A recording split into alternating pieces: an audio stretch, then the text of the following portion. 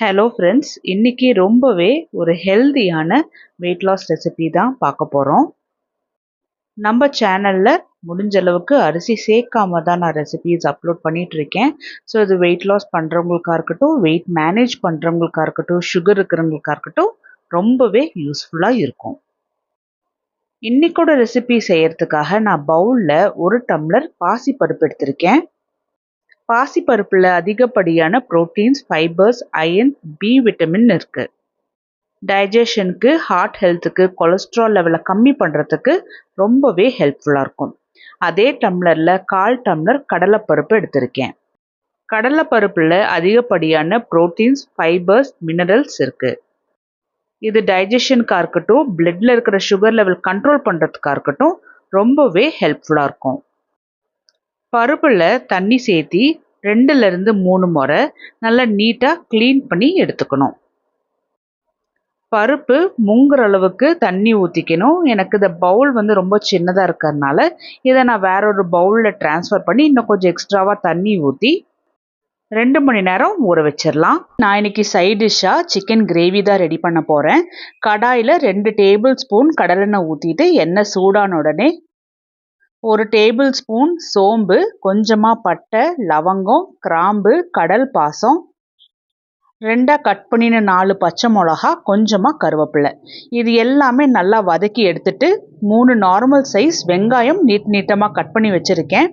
அதையும் எண்ணெயில் போட்டு நல்லா வதக்கி எடுத்துக்கணும். இன்றைக்கி நான் 1 கிலோ சிக்கனுக்கு தான் கிரேவி ரெடி பண்ண போகிறேன். வெங்காயம் நல்ல ஒரு கோல்டன் ப்ரௌன் கலரில் வதங்கி வர அளவுக்கு மூடி வச்சு நல்லா வறுத்து எடுத்துக்கலாம். நான் அப்பப்போ கொஞ்சம் நடுவில் கிண்டி விட்டுட்டு தான் இருந்தேன். வெங்காயமும் நல்லா வதங்கி வந்திருக்கு. இதில் 1 டேபிள் ஸ்பூன் இஞ்சி பூண்டு பேஸ்ட் போட்டு நல்லா கலந்துட்டுக்கணும். இஞ்சி பூண்டு பேஸ்ட்லேருந்து நல்ல ஒரு மனம் வரும், அது வரைக்கும் நல்லா கலந்துட்டுக்கணும். அப்போ தான் கிரேவி நல்ல ஒரு டேஸ்ட்டாக இருக்கும். இதில் கழுவி வச்சிருந்த 1 கிலோ சிக்கனை போட்டுடலாம்.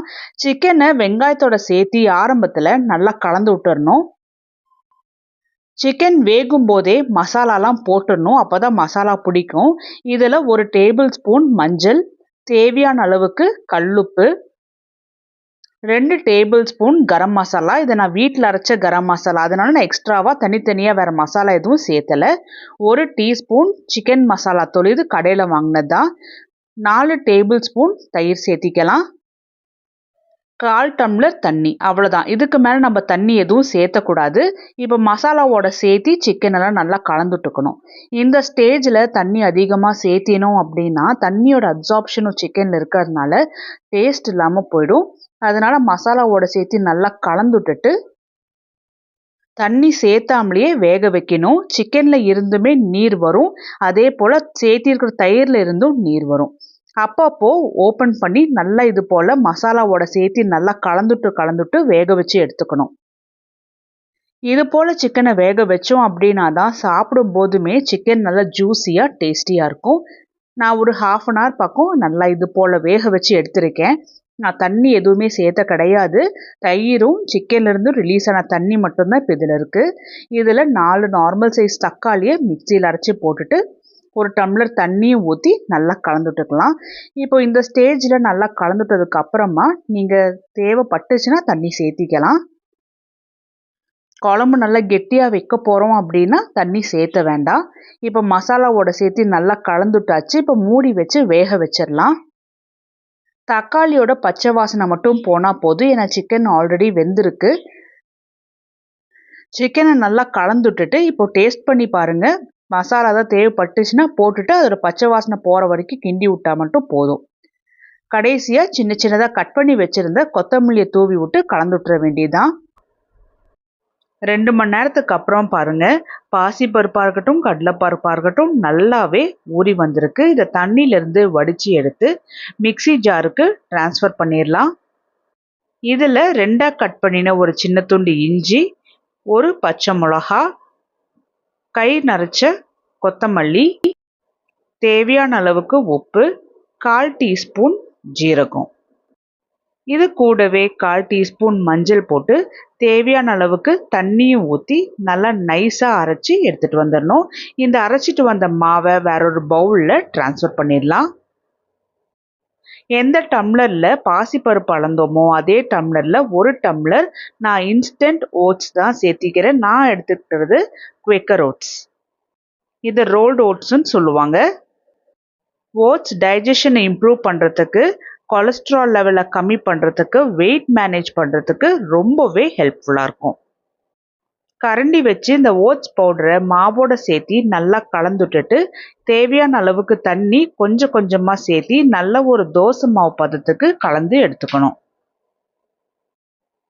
மாவு ரொம்ப கெட்டியாகவும் இருக்கக்கூடாது, ரொம்ப தண்ணியாகவும் இருக்கக்கூடாது. அப்போ தான் நல்லா தேய்ச்சி விடுறதுக்கு நல்ல வசதியாக இருக்கும்.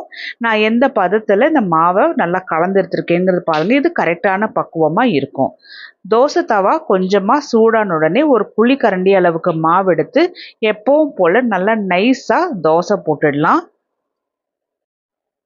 இதில் ஒரு டீஸ்பூன் அளவுக்கு மட்டும் நான் நல்லா சுற்றியே எண்ணெய் போட்டுட்டு அதை கொஞ்சம் நடுவுலையாகவும் போட்டுட்டுக்கிறேன். மூடி வச்சு மீடியம் டு ஹை ஃப்ளேமில் ஒரு பக்கம் நல்லாவே வேக விட்டுறணும். ஒரு பக்கம் நல்லா வெந்ததுக்கு அப்புறம் பாருங்கள், இன்னொரு பக்கம் திருப்பி போடுறதுமே ரொம்ப சுலபமாக டீமோல்ட் ஆயிட்டு வருது. இந்த தோசையை இன்னொரு பக்கமும் நல்லா வேக வச்சு எடுத்துக்கணும். எல்லாருமே இதில் ரொம்ப முக்கியமான கேள்வி கேட்பீங்க, புளிக்க வைக்க வேண்டாமான்னு அப்படின்ட்டு. ஆமாம், புளிக்க வைக்க வேண்டாம். இன்ஸ்டண்ட்டாக ஓட்ஸ் தோசை ரெடி ஆயிடுச்சு. பாருங்கள் எந்த அளவுக்கு நல்லா மொறுமொறுன்னு கிறிஸ்பியாக இருக்குன்னு. இந்த தோசை ஒன்று சாப்பிட்டாவே போதும், நல்லாவே ஸ்டொமக் ஃபில்லிங்காக இருக்கும். ஃபைபர் கண்டென்ட் ஜாஸ்தியாக இருக்கிறதுனால ரொம்ப நேரம் பசி எடுக்காமலும் இருக்கும். ப்ரோட்டீன்ஸ் இருக்கிறதுனால ஹேர் ஹெல்த்துக்கும் நல்லாயிருக்கும். வெயிட் லாஸ் பண்ணும்போது நம்ம நியூட்ரிஷன் கம்மியாக எடுத்துக்கிட்டோம் அப்படின்னா நமக்கு ஸ்கின் ப்ராப்ளம் வரும், ஹேர் ப்ராப்ளம் வரும். அந்த மாதிரி இல்லாமல் இது போல் நல்லா நியூட்ரிஷியஸ் ஃபுட்டாக நம்ம எடுத்துக்கும் போது வெயிட் லாஸ் பண்ணுறோம் அப்படின்னா ரொம்ப ஹெல்த்தியான வழியிலேயே தான் இருக்கும். இது போல் ரெசிபீஸ்க்கு நம்ம சேனலை சப்ஸ்கிரைப் பண்ணி வச்சுக்கோங்க.